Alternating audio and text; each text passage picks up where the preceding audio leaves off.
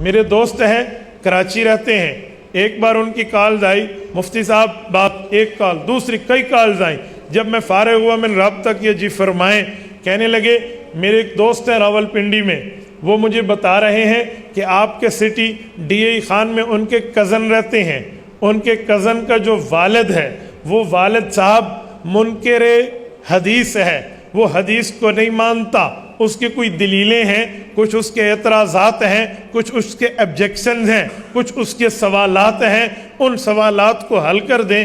وہ کہتے ہیں میں حدیث مانوں گا، وہ اہل قرآن ہے، وہ حدیث پاک کو نہیں مانتا، جسے پرویزی کہتے ہیں، وہ یہ ذہن رکھتا ہے، اور وہ کہتا ہے پیغمبر علیہ السلام پر قرآن اترا، ہمارے لیے حضور کی حدیثیں کیا ہے، بس ہم جو سمجھیں گے، کیونکہ نبی نعوذ باللہ ایک ڈاکیا ہے، جسٹ اے پوسٹ مین، ایک ڈاکیا ہے، اور ڈاکیا خط دینے آتا ہے، خط سمجھانے نہیں آتا، ڈاکیا چٹھی رسان، چٹھی دینے آتا ہے، چٹھی کی تشریح نہیں کرنی۔ انہوں نے خط لکھا، مولانا کو پہنچا، درمیان میں بندے نے پہنچایا، اس کا کیا واسطہ، کیا لکھا کیا نہ لکھا، یہ جانے اور وہ جانے۔ وہ کہتے ہیں اللہ نے قرآن اتارا، ہمارے لیے اتارا، حدیثیں تھی تو اپنے وقت کی تھی، اب حضور پاک تو پیغام بر ہیں، پیغام بر کا ایک معنی وہ کہتے پوسٹ مین ہوتا ہے، لہٰذا پیغام دے رہے ہیں، ہمیں خط دے رہے ہیں، اب ہم جانے اور خدا جانے، ہمیں حدیث نہیں ماننی۔ یہ اس کا نظریہ ہے۔ کہا اس کا آپ نے جواب دینا ہے۔ میں نے کہا جی بہت اچھا، آپ اپنے دوست کے کزن کو کہیں وہ اپنے ابو کو بھی لائیں اور خود بھی آئیں تاکہ بات بنے۔ جی ٹھیک ہے، ہم نے ٹائم ٹیبل فکس کیا، ایک وقت پورا مقرر ہوا، اس پر میں اپنی مسجد کریمیہ خانقاہ انفیہ ڈی اے خان میں تھا، وہ بروقت تشریف لائے اور وہاں بیٹھ گئے۔ میں کلاس پڑھا رہا تھا، ہمارے یہاں تخصص فی الفقہ الاسلامی کا کورس ہوتا ہے جو equal to P H D Islamic ہے، اس کے برابر ہے، ایکول ٹو اسلامک اسٹڈیز، اس میں علماء کی کلاس ہے۔ یہ کلاس ختم ہوئی، ان سے ہماری گفتگو شروع ہوئی۔ اب اندازہ لگے اس بزرگ کا، اس بوڑھے آدمی کی اپنے جھوٹے مذہب پہ سچی وابستگی، اتنا سچا وابستہ تھا اپنے مذہب سے، اپنے ساتھ ایک تھیلا لایا، تھیلے میں ایک ترجمے والا قرآن رکھ کے لایا۔ ہو سکتا ہے مولوی اپنا قرآن کا ترجمہ دکھائے، کوئی اپنے مسلک و مذہب کی بات ہو، بس میں صرف لفظی ترجمہ لے کر چلوں تاکہ اس سے بات کروں۔ ہم بیٹھے تو اس نے 2-3 پہلیاں شروع کی۔ جب گفتگو ہوتی ہے نا تو اس میں سامنے والے کو دیکھ کر چیک کر کے سوال کرتا ہے۔ میں ایک مثال دیتا ہوں، جو کہتے ہیں نا جیسے منہ ویسے ہی تھپڑ لگتا ہے، گفتگو کا طرز ہوتا ہے۔ اس نے سب سے پہلے مجھ سے پوچھا، یہ بات تو ہم شروع کر لیں گے لیکن ایک بات بتائیں۔ میں نے کہا جی کھل کے پوچھیں۔ مجھے فرمائیں کہ ایک جگہ کنسٹرکشن ہو رہی ہو، عمارت تعمیر ہو رہی ہو۔ میں نے کہا جی۔ کہتے ہیں ایک فور مین ہے اور ایک کنٹریکٹر ہے، ٹھیکیدار ہے، تو ہم مزدور کی بات مانیں گے عمارت میں یا اس ٹھیکیدار کی مانیں گے جو یہ بنوا رہا تھا؟ میں بہت اچھی طرح سمجھا کہ اس کا چینل کہاں سے بول رہا ہے۔ ظاہری طور پہ جواب تو یہی بنتا تھا کہ بھئی ٹھیکیدار کی مانیں گے، لیکن میں سمجھا اس موقع پہ، اس وقت، اس جگہ میں اس مثال کی ضرورت کیا ہے، بہت اچھی طرح سمجھا۔ میں نے کہا جی فور مین اور مزدور کی بات مانیں گے۔ اس کو ایک شاک لگا، مزدور کی مانیں گے؟ میں نے کہا جی ہاں۔ کہتے ہیں کیوں؟ میں نے کہا اسی لیے کہ ٹھیکیدار نے کہہ رکھا ہے میرے مزدور کی بات مانو۔ اچھا ٹھیک ہے، ایک اور سوال۔ میں نے کہا جی بالکل آپ سوال کریں۔ بعض اوقات گفتگو میں بہت اچھی طرح سمجھ آتے ہیں۔ ایک بندہ جب اپنی مثال بدلے نا، اس کا معنی وہ اندر سے ٹوٹ گیا ہے۔ اگر اس کی پہلی مثال کام کرتی تو وہ دوسری نہ لاتا۔ اسے کہتے ہیں گرفت اول۔ حضرت استاد جی علامہ علی شریعتی شیخ رحمہ اللہ فرماتے تھے گرفت پہلی ایسی مضبوط دلیل سے دیں کہ مخالف ذلیل ہو جائے، وہ بات نہ کر پائے، دلیل کے طرز پہ بندہ ایسی بات کرے۔ تو مجھے بات تو سمجھ آ گئی کہ اندر سے اس کا پورا وہ دماغ اور حاشیہ ٹوٹ گیا ہے۔ میں نے کہا چلو ایک موقع اور فرمائیں۔ مجھے کہتے ہیں مولانا ایک جگہ اگر ہم بیٹھے ہوں، ایک شاگرد ہو ایک استاد ہو، تو بات کس کی مانیں گے؟ استاد کی مانی جائے گی یا شاگرد کی؟ میں نے کہا جی شاگردوں کی کئی قسمیں ہیں۔ ایک شاگرد وہ ہے جو من مانی کرتا ہے، ایک شاگرد وہ ہے جو مان کے چلتا ہے۔ آپ کس شاگرد کی بات کر رہے ہیں؟ تھوڑا بیلی تھیلے سے باہر نکالو، آپ کس شاگرد کی بات کر رہے ہیں؟ وہ پھر پھنسا، میں نے کہا اگر شاگرد منمانی کرتا ہے کوئی نہیں مانیں گے، اگر شاگرد تابع دار ہے مان کے چلتا ہے تو استاد نے ایسے شاگرد پر اعتماد کیا ہوا ہے، پھر تو اس شاگرد کی مانیں گے۔ کہتا ہے اچھا چھوڑیں، مجھے ایک سوال کا جواب دیں۔ ان کے بیٹے دیکھ رہے تھے، وہ آنکھوں میں ایک دوسرے کو دیکھ کے کہیں ابو کیا کہہ رہے ہیں اور مولوی صاحب کیا کہہ رہے ہیں، وہ مجھے سمجھانے لگے حضرت ہم آپ کو سمجھانے کا بیٹا چلنے دیں ذرا، میں بہت اچھی طرح ان معاملات کو جانتا ہوں ہے کیا۔ دراصل وہ کہنا یہ چاہتا تھا نعوذ باللہ کہ اللہ ٹھیکیدار ہے، رسول اللہ مزدور ہیں، اب مزدور کی تو نہیں ماننی، ٹھیکیدار کی ماننی ہے، لہٰذا حدیثیں ایک طرف قرآن کو مانو۔ اللہ استاد ہے، نبی شاگرد ہے، شاگرد کی تو نہیں ماننی، استاد کی ماننی ہے، چل حدیثیں ایک طرف صرف قرآن مانو۔ وہ کہنا یہ چاہتا تھا، لیکن میں نے جو بنیاد باندھی نا وہ یہ باندھی کہ صرف حضور کو شاگرد نہ کہے، بلکہ حضور پاک تو وہ ہیں جن کے اللہ فرماتے ہیں ڈیوٹی تیری ہے، تو انہیں بتانا ہے، انہوں نے ماننا ہے۔ عام شاگرد کی بات تو مثال نہیں بنتی۔ اس نے قرآن کریم کھولا اور مجھے کہا دیکھو قرآن کریم میں لکھا ہوا ہے اتبعوا ما انزل الیکم من ربکم، جو قرآن کریم ہے اللہ فرماتے ہیں یہ جو قرآن آیا ہے اس قرآن کریم کی اتباع کرو۔ ایک آیت دکھائیں جس میں لکھا ہوا وہ حدیث پاک کی اتباع کرو۔ جو آیتیں آپ پیش کرو گے کہ حضور کی اتباع کرو فاتبعونی یحببکم اللہ، اس کا معنی ہے قرآن میں حضور کی اتباع کرو، حدیث کا لفظ وہاں نہیں ہے۔ میں نے کہا آپ دعویٰ پیش فرمائیں، دلیل پیش فرمائیں، میرے اوپر مسلط نہ فرمائیں، پھر میں اس کے بعد اس دلیل کا تانا بانا دیکھتا ہوں کہ اس دلیل میں وزن کتنا ہے، ویٹ کتنا ہے، اس میں کوئی بات کتنی ہے، پھر جا کے آگے بات بنے گی۔ آپ نے بات پوری کر لی؟ کہتے جی ہاں۔ میں نے کہا مجھے یہ بتائیں جب یہ کلام اللہ اترا ہے تو کلام اللہ مکمل اترا ہے یا ادھورا اترا ہے؟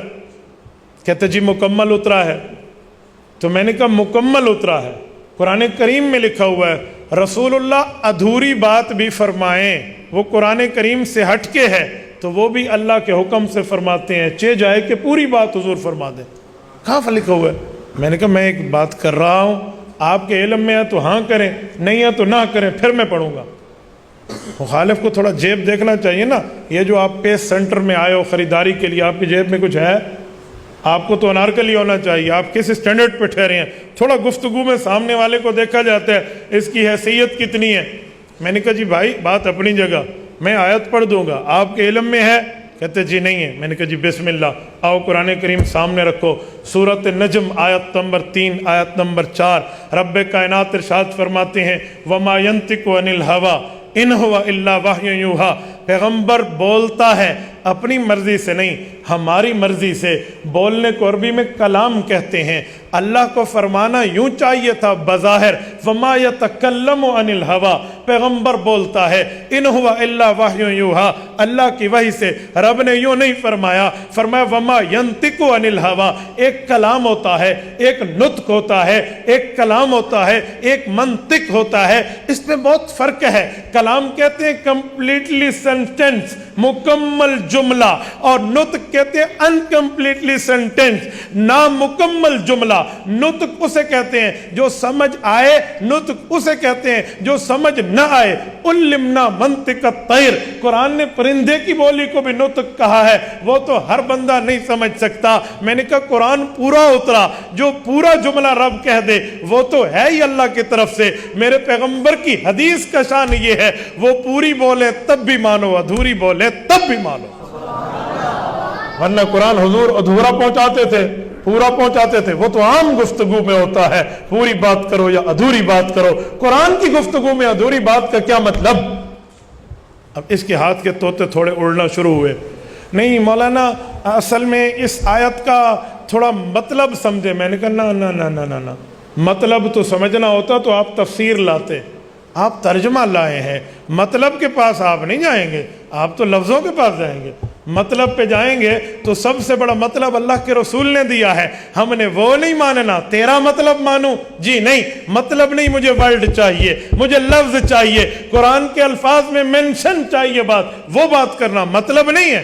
مطلب تو تشریح ہے، تشریح کا حق تو رسول اللہ سے کھینچ رہا ہے، حضور نہیں سمجھا سکتے۔ یہ خط کوئی تیری طرف آیا ہے جو تو تشریح کر، اور جس کی طرف آیا ہے اس کی حدیث نہیں ماننی، تیری طرف نہیں آیا میں تیرا مطلب کیوں مانوں؟ مطلب نو چھڑ، اے لفظاں تے گل کر مطلب کی ہے، اے لفظ دے ہوتے میں اور مطلب نہیں مننا۔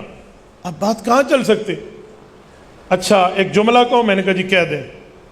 کہتے ہیں قرآن کریم جو ہے یہ حضور کی تشریح کے بغیر ہمیں سمجھ نہیں آ سکتا۔ میں نے کہا جی نہیں آ سکتا۔ کیوں؟ یہ تو واضح ہے، اس میں تو ترجمہ موجود ہے۔ میں نے کہا آج ترجمہ ہے نا، آج ترجمہ ہے، اور آپ کو پتہ ہے یہ ترجمہ تمہارے لیے ہے؟ کہتے ہیں عوام کے لیے۔ میں نے کہا کس بے وقوف نے کہا ترجمہ صرف عوام کے لیے؟ ترجمہ تو قرآن سیکھنے والے کے لیے جو طالب علم ہے، تاکہ وہ ترجمے سے مدد لے، اساتذہ سے رہنمائی لے۔ ترجمہ عوام کے لیے تو نہیں ہے۔ مجھے کہنے لگا یہ کون سی بات ہے؟ میں نے کہا میڈیکل کی کتاب کا ترجمہ کر دیا جائے تو اس کا کیا مطلب ہے؟ ہر بندہ میڈیکل کے ترجمے پڑھ کے ڈاکٹر بن جائے گا؟ اور ڈاکٹروں کو چھوڑ کے میڈیکل کی کسی بک کا ٹرانسلیٹ کر دیا جائے، طب کا، علم حکمت کا، تو اس کا کیا مطلب ہے ترجمہ عوام پڑھنا شروع کر دے؟ وہ تو خاص افراد کے لیے ہوتا ہے۔ قرآن کریم تو بہت آسان ہے، ہمیں خود پڑھنا چاہیے۔ میں نے کہا کہاں لکھا ہے وہ بہت آسان ہے ہمیں خود پڑھنا چاہیے؟ کہتا ہے قرآن کریم میں وَلَقَدْ يَسَّرْنَا الْقُرْآنَ لِلذِّكْرِ، اللہ نے قرآن آسان بنایا ہے۔ میں نے کہا لِلذِّكْرِ لِلْاِسْتِدْلَال، اس میں فرق ہوتا ہے۔ لِلذِّكْر کا معنی ہے نصیحت کرنے کے لیے، لِلْاِسْتِدْلَال کا معنی ہے دلیل دینے کے لیے۔ تو کہتا ہے قرآن آسان ہے، آیت کہتی ہے نصیحت پکڑنے کے لیے، تو دے رہا ہے دلیل پکڑنے کے لیے، تو دلیل کے لیے یا نصیحت کے لیے؟ کہتے ہیں دلیل اور نصیحت میں فرق۔ میں نے کہا تو آپ یہ فرق نہیں جانتے کہ دلیل اور نصیحت میں کیا فرق ہے، تو مجھے کہتے ہیں حضور کو سمجھانے کا حق نہیں ہے؟ میرے دوستو دلیل اور نصیحت میں تو بہت فرق ہے۔ قرآن نصیحت کے لیے، حضور پاک پڑھے کس سے نہیں ہے، شاگرد دنیا میں کسی سے نہیں ہے، ایسا کلام بولتے ہیں شعراء عرب عاجز آ گئے ہیں، نصیحت پکڑو یہ اللہ کا کلام ہے۔ دلیل دے گا، مسئلہ ثابت کرے گا تو حضور کی تشریح کی ضرورت پڑے گی۔ ذکر فعل میں مدکر ہے، فعل میں مستدل نہیں ہے، تھوڑا فرق رکھا کرو۔ اچھا تو پھر حدیث ماننی چاہیے کیا؟ قرآن کریم ہمیں کہیں بتاتا ہے؟ میں نے کہا جی کئی جگہ بتاتا ہے۔ اللہ فرماتے ہیں یا ایھا الذین آمنوا اطیعوا اللہ واطیعوا الرسول، اے لوگو جیسے اللہ کی بات مانتے ہو ویسے رسول اللہ کی مانو۔ رب فرماتے ہیں من اطاع اللہ وما آتاکم الرسول فخذوہ وما نہاکم عنہ فانتہوا، نبی جو دے اسے لے لو، جس سے روکے اس سے رک جاؤ۔ حضور نے جو دیا اسے حدیث کا حکم کہتے ہیں، جس سے منع کیا اسے حدیث کی منہیات کہتے ہیں۔ وہ قرآن سے ہٹ کے ہے، وہ ماننا بھی ہے، عمل بھی کرنا ہے۔ اچھا میں نے کہا قرآن کریم کہتا ہے وَأَمَّا بِنِعْمَةِ رَبِّكَ فَحَدِّثْ، اے پیغمبر ہم نے آپ پر نعمتیں اتاری ہیں، اس نعمتوں کو آپ حدیث کی شکل میں بیان کریں۔ فحدث، آپ نے حدیث کی شکل میں بیان کرنا ہے۔ مجھے کہتے ہیں کوئی ایک دو مثال، میں نے کہا جی میں مثال پیش کرتا ہوں، مجھے یہ بتائیں قبلہ کس طرف منہ کر کے نماز پڑھیں گے؟ آپ کا قبلہ کس طرف ہے؟ یہاں والا، یہ قبلے کی سائڈ ہے ہماری دائیں طرف۔ کہتے ہیں جی ادھر منہ کر کے نماز پڑھیں گے۔ میں نے کہا قرآن کریم میں ہے آپ جو پہلے قبلے کی طرف منہ کرتے تھے بیت المقدس، وہ بھی ہم نے بنایا تھا، لیکن اب میں اللہ حکم تبدیل کر کے کہہ رہا ہوں اب بیت اللہ کی طرف منہ کرو، بیت المقدس کی طرف منہ نہیں کرنا، ہمارا شمال بنتا ہے۔ آیات ہے؟ کہتے جی ہے وَمَا جَعَلْنَا الْقِبْلَةَ الَّتِي كُنْتَ عَلَيْهَا، دوسرا پارہ پہلا صفحہ سورت نمبر 2 سورۃ البقرہ رکوع نمبر 17 ہے جی ہے۔ تو میں نے کہا رب فرماتے ہیں كُنْتَ عَلَيْهَا، جو آپ پہلے قبلے کی طرف منہ کرتے تھے، وما جعلنا القبلۃ التی، وہ بھی ہمارا بنایا ہوا تھا، ہمارا حکم دیا ہوا تھا۔ کہتے جی ہاں۔ میں نے کہا آؤ میں چیلنج سے کہتا ہوں، الحمد کی الف سے والناس کی سین تک اٹھاؤ، سورت فاتحہ سے سورت ناس تک اٹھاؤ، پیغمبر علیہ السلام پہ اترنے والی 86 مکی 28 مدنی صورتیں اٹھائیں اور 540 رکوعوں کو دیکھیں، 120 پاؤں کو دیکھو، 114 صورتوں کو دیکھو، 30 پاروں کو دیکھو، کسی ایک آیت میں یہ لفظ مل جائے کہ اس طرف منہ کرو، میں مان جاؤں گا صرف قرآن ماننا ہے۔